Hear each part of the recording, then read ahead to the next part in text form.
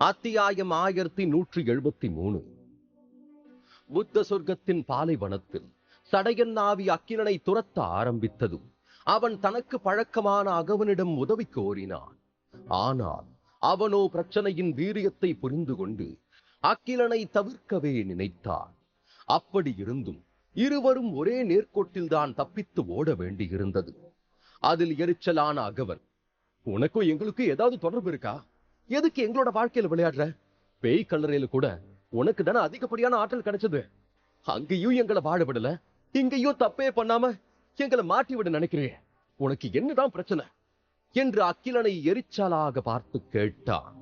ஆனால் அவன் அதற்கு பதில் கூறாமல் தன்னுடைய வேகத்தை அதிகப்படுத்தும் முயற்சியில் இருந்தான்.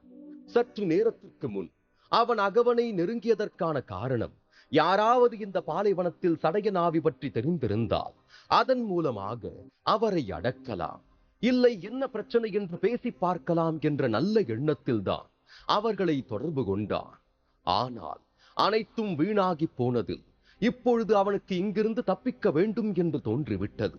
ஏனென்றால் சடைய நாவிக்கு அக்கிலன் மட்டும்தான் குறி. அதனால் அவர் எந்த பிரச்சனையும் அகவன் குழுவிற்கு தரமாட்டார் என்று முழுமையாக நம்பினார். அதனால் அவர்களை தாண்டி செல்ல நினைத்தவன் காலணிகளை சற்று உயர்த்தவும் அப்படியே அகவன் கும்பல் மேல் பறந்து செல்ல முடிந்தது. அதை பார்த்து அகவன் அதிர்ச்சி ஆகிவிட்டார். ஏனென்றால் இப்பொழுது சடையன் நாவிக்கு நெருக்கமாக இவர்கள் தான் இருக்கிறார்கள்.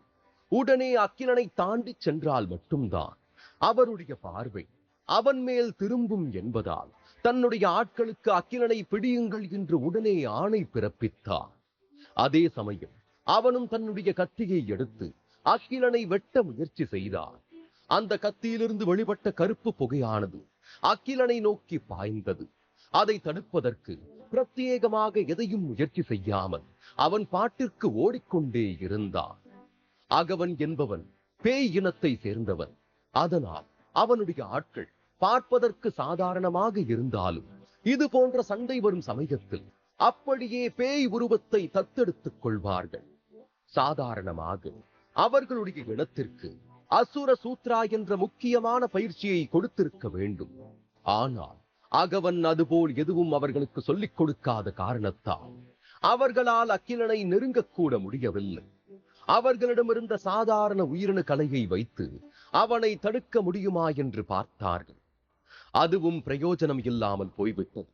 ஆனால் இவ்வளவு குறைகளுக்கு மத்தியில் அவர்கள் அனைவரும் ஏரல்கள் என்பதை பறைசாற்றும் விதமாக தங்களுடைய ஆகாய அரக்கன் சக்திகளை இறக்கி அக்கிலனை அடக்க ஆரம்பித்தார்கள்.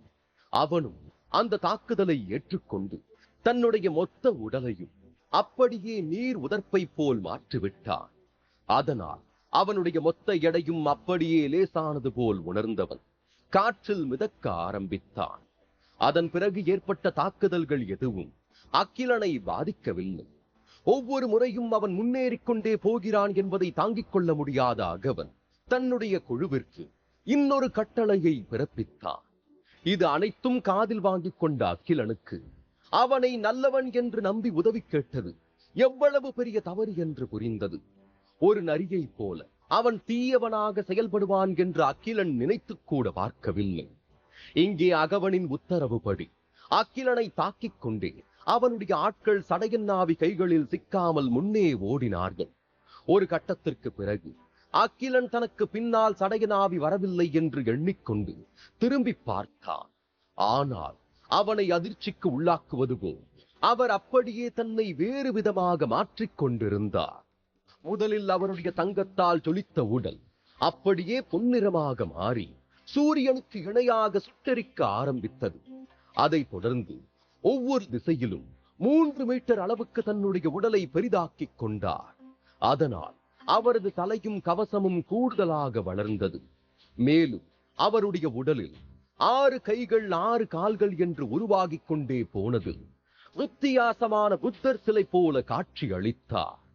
சடையன் நாவி ஒரு இனவாதி என்று புரிந்து கொண்ட அக்கிலன் அவர் அடுத்து என்ன செய்ய போகிறார் என்பதை ஓரளவுக்கு கணித்து விட்டார். அதற்குள் அவருடைய 4 முகங்கள் 4 பரிமாணத்தை வெளிப்படுத்தியது. ஒரு முகம் சிரித்தார், இன்னொரு முகம் அழுது கொண்டிருக்க பின்பக்கம் இருக்கும் முகம் கெட்ட மந்திரங்களை முணுமுணுத்துக் கொண்டு, இன்னொரு முகம் கோரமாக காட்சி அளித்தும், இப்படி அனைத்துமே பயங்கரமாக இருந்தது. அதேபோல் 6லிருந்து 8ஆக உயர்ந்த கைகளின் எண்ணிக்கை பலவிதமான கோணங்களில் உயர்த்தப்பட்டன.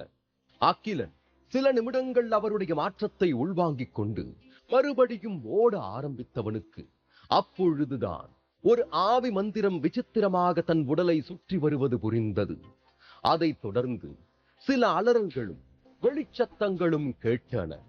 உடனே திரும்பி பார்த்தவனுக்கு அதிர்ச்சி கொடுக்கும் விதமாக சற்று தொலைவில் சில பேய்கள் 2ஆக பிளவுபடுவதை கண்டான். அவர்களின் உடல்கள் மணலில் சிதறி ரத்தம் 4 பக்கங்களிலும் தெரித்தன. இதற்கெல்லாம் காரணம் சடையன் ஆவிதான். அவர் தன்னுடைய தங்க புத்தர் உடலுடன் அகவனை துரத்தியது அவனுடைய ஆட்கள் மடிந்திருக்கிறார்கள். இப்பொழுது அகவன் மட்டும்தான் அவனுடைய கூட்டத்தில் மிஞ்சி இருந்தான். அவனால் இந்த எதிர்வினையை ஏற்றுக்கொள்ள முடியவில்லை. அகிலனுக்கும் அவருக்குமான சண்டையில் அவர்கள் இனம் அனாவசியமாக தாக்கப்பட்டதை தாங்கிக் கொள்ள முடியாமல் தன்னுடைய கத்தியை எடுத்தான். அவனுடைய மொத்த கோபமும் இப்பொழுது சடையன் ஆவி மேல்தான் திரும்பி இருந்தது. அவரை மொத்தமாக சாய்க்க முடியாது என்று தெரிந்தாலும் தன்னுடைய கோபத்தின் அளவையாவது காட்ட வேண்டும் என்று எண்ணியவன் ஆகாய அரக்கன் சக்தியை அவர் மேல் ஏவி விட்டான். அது ஒரு நிழல் தாக்குதல். அதாவது அகவன் தூரத்திலிருந்து அந்த நிழலை எப்படி ஆட்டி வைக்கிறானோ அது அப்படியே எதிராளியை தாக்கிவிடும். இப்பொழுது கூட அதே ரீதியில் தான் நிழலை அனுப்பிவிட்டு அதை செயல்படுத்த ஆரம்பித்தார். அவன் எதிர்பார்த்தது போல் அந்த நிழல் சடையன் ஆவியை அப்படியே சூழ்ந்து கொண்டு தாக்குதலை ஆரம்பித்தது. ஆனால் ஒரு நொடிதான் அந்த நிகழ்வு ஏற்பட்டு அகவனை சந்தோஷத்திற்குள்ளாக்கியது. ஏனென்றால் அதன் பிறகு வந்த அனைத்தும் அவன் இதுவரை பார்த்திராத விஷயங்கள் ஆகும். முதலில் அகவன் அனுப்பிய நிழலை சுக்கு நூறாக கிழித்த சடையன் ஆவி பின் தன்னுடைய 4 முகம் 8 கைகள் கொண்ட உருவத்தை இடமாற்றம் செய்தார். அதனால் அவருடைய ஒரு கை அகவனை நின்ற இடத்திலிருந்தே பிடித்து விட்டது. அடுத்து அவன் என்ன நடக்கப் போகிறது என்பதை உணரும் முன்பே உடல் துண்டாக்கப்பட்டிருந்தது. இது எதுவுமே அகிலனுக்கு தெரியாது. அவன் பேய்கள் அழிந்ததை பார்த்துவிட்டு தன்னுடைய ஓட்டத்தை தொடர்ந்திருந்தார். அவனுடைய இந்த அலட்சியமான போக்கு உயிர் போகும் நிலையிலிருந்த அகவனுக்கு அதிர்ச்சியை கொடுத்தது. தாங்கள் எந்த விதத்திலும் சம்பந்தப்படாத நிலையில் மொத்தமாக அழிந்ததை ஏற்றுக்கொள்ளவே முடியாது என்று எண்ணியவன் துண்டாக்கப்பட்ட தன்னுடைய உடலில் இருந்து ஒரு கருப்பு புகையை அகிலன் மேல் செலுத்தினார். திடீரென்று தன்மேல் ஏதோ படர்வதை உணர்ந்த அகிலன் அது முழுவதுமாக ஆன்மா கடலுக்குள் செல்வதை புரிந்து கொண்டார். அது அவனுக்கு பெரிய பாதிப்பை கொடுக்கும் என்பதை உணர்ந்த உடனே அதை தடுக்க முயற்சி செய்தான். ஆனால் அவனால் முடியவில்லை.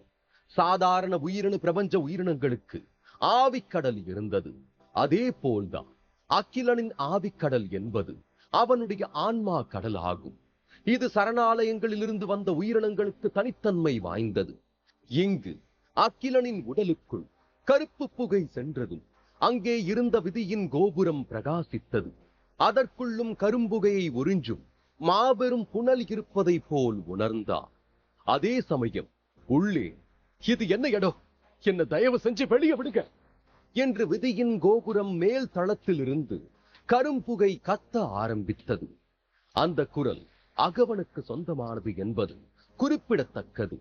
அகிலனுக்கு அது யார் என்னவென்று தெரிந்திருந்தாலும் இப்பொழுது அதை பற்றி சிந்திக்க நேரம் இல்லை. என்னதான் சடையன் ஆவி அகவன் கும்பலை சுலபமாக கொன்று போட்டிருந்தாலும் இதுவரை அகிலனை மட்டும் நெருங்கவே முடியவில்லை. இருப்பினும் அவர் அவசரப்படாமல் முதலில் தன் பிறவி மாற்றத்தை விடுவித்து இயல்பு நிலைக்கு திரும்பி இருந்தார். அதற்கு காரணம் சிறிது நேரத்திற்கு முன்பு அவரிடமிருந்து வெளிப்பட்ட விலங்குகள் அனைத்தும் அகிலனை தாக்கும் என்று எண்ணி இருந்தார். ஆனால் அதற்கு மாறாக அவற்றின் சக்திகளை வெளியே கொண்டு வருவதற்கு சடையன் ஆவி இன்னும் அதிகப்படியான ஆற்றலை இறக்க வேண்டியிருந்தது. இது அவருக்கு பின்னாளில் பல சறுக்கல்களை கொடுக்கலாம். அதனால் அனைத்தையும் மனதில் வைத்துக் கொண்டு அப்படியே இயல்பு நிலைக்கு திரும்பி விட்டார். இப்பொழுதே அவருள் இருந்து 3 மடங்கு ஆற்றல் செலவாகி இருக்கிறது. மறுபடியும் அதை கொண்டு வருவதற்கு பல பயிற்சிகள் மேற்கொள்ள வேண்டும். அதனால்தான் ஜெனோஜெனிக் வடிவத்தில் வெகு காலம் இருப்பது நல்ல யோசனை கிடையாது என்று வெளியே வந்துவிட்டார். ஆனாலும் அக்கிலனை துரத்துவது மட்டும் இன்னும் நின்றபாடில்லை. அவனும் என்ன காரணத்திற்காக விரட்டப்படுகிறோம் என்று தெரியாமல் உயிரை காப்பாற்றிக் கொள்ளும் நோக்கத்தோடு ஓடிக்கொண்டே இருக்கிறார். அகவனிடமிருந்துதான் சரியான உதவி கிடைக்கவில்லை. அதற்காக அப்படியே விடாமல் வேறு யாராவது பிரபு எதிரே வருகிறார்களா என்று எதிர்பார்த்து கொண்டே இருந்தான். ஆனால் அவனுக்கு ஏமாற்றம் கொடுப்பது போல் யாருடைய தலையையும் பார்க்க முடியவில்லை. இதில் ஹைரின் பற்றியதான நினைப்பு வேறு மனதை அரிக்க ஆரம்பித்து விட்டது. அவ தப்பிச்சாலா இல்ல எங்கேயாவது மாட்டிக்கிட்டாளான்னு தெரியலையே. பின்னாடியே வந்த சடையனாவி நகலிகள் வேற எங்க போனாங்கன்னு தெரியலையே. ஒருவேளை அவங்க கிட்ட மாட்டிருப்பாளோ என்றெல்லாம் யோசனையாக இருந்தது.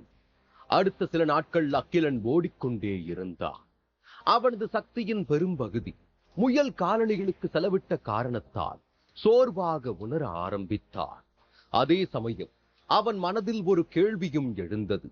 அதாவது, இவ்வளவு தூரம் ஓடி வந்தவனுக்கு சொர்க்கத்தின் எந்த பாதையில் இருக்கிறான் என்பதுதான் தெரியவில்லை. அவ்வளவு சுலபமாக அதன் முனையை அடைய முடியாது என்று தெரிந்திருந்தாலும் இந்த பாலைவனத்தின் முடிவுதான் என்னவென்று அவனால் கணிக்க முடியவில்லை. அவனை தொடர்ந்து வந்த சடையன் ஆவி அக்கிலனின் சோர்வை கண்டுகொண்டார். இருந்தாலும் அவனை நெருங்கும் வழிதான் அவருக்கு இன்னும் அமையவில்லை. இங்கே அக்கிலன் தன் மனதை விதியின் கோபுரத்தில் வைத்தான். அதனால் இப்போது கரும்புகையின் தூணாக இருந்த அகவனிடம் அவனால் பேச முடிந்தது. எனக்கு எப்படியாவது இப்ப சொர்க்கத்தோட மறுமுனை அடையணுங்கிறதா ஒரே லட்சியம். ஆனா அதுக்கான பாதை எப்படி போகும் தான் எனக்கு தெரியல. நீ கொஞ்சம் எனக்கு உதவ முடியுமா என்று கேட்டான். உனக்கு எவ்வளவு தைரியம் இருந்தா மனசாட்சியே இல்லாம என்ன கொன்னுட்டு என்கிட்டயே உதவி கேட்ப? என்னால எதுவும் சொல்ல முடியாது.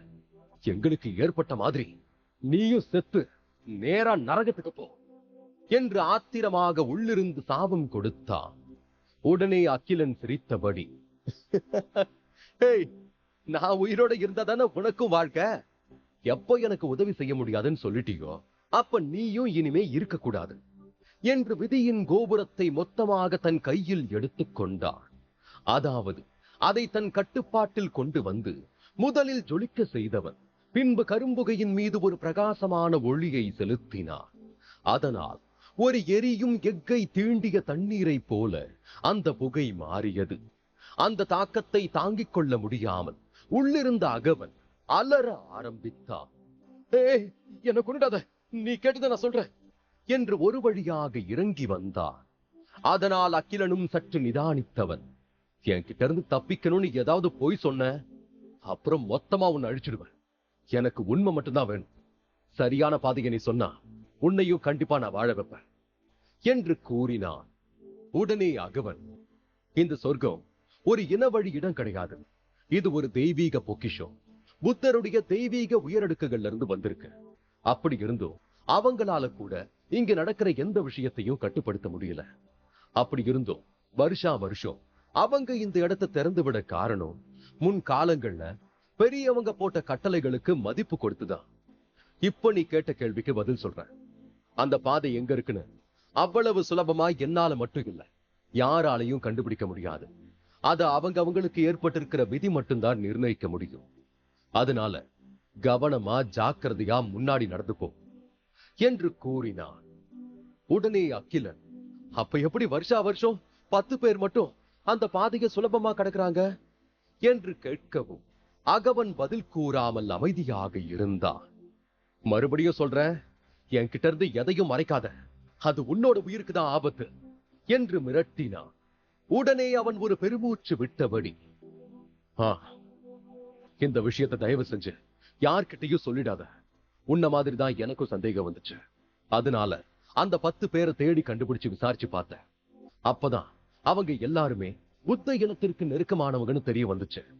அதாவது அவங்க ஆட்களை உள்ள அனுப்பி பத்திரமா வெளியே கொண்டு வந்துடுறாங்க. அதே சமயம் மத்தவங்களுக்கு இசை மூலமா பெரிய அளவுல தொந்தரவு ஏற்படுறதுனால வெளியாட்கள் யாருமே இதுவரைக்கும் அந்த சொர்க்கத்தோட முனைய அடைஞ்சதே கிடையாது என்று கூறினான். அட பாவி, இவ்வளவு விஷயம் தெரிஞ்சோ நீ ஐயா உன் ஆட்களை கூட்டிக்கிட்டு இந்த இடத்துக்கு வந்த என்று அக்கிலன் சரியாக கேட்டான். அதற்கு அகவனிடமிருந்து உடனே பதில் வராமல் சிறிது நேரம் அமைதி காத்தான். அதற்காக அக்கிலன் இந்த முறை அவனை மிரட்டவில்லை. சற்று நேரம் கொடுத்து அவனிடமிருந்து உண்மையை வாங்க காத்திருந்தான்.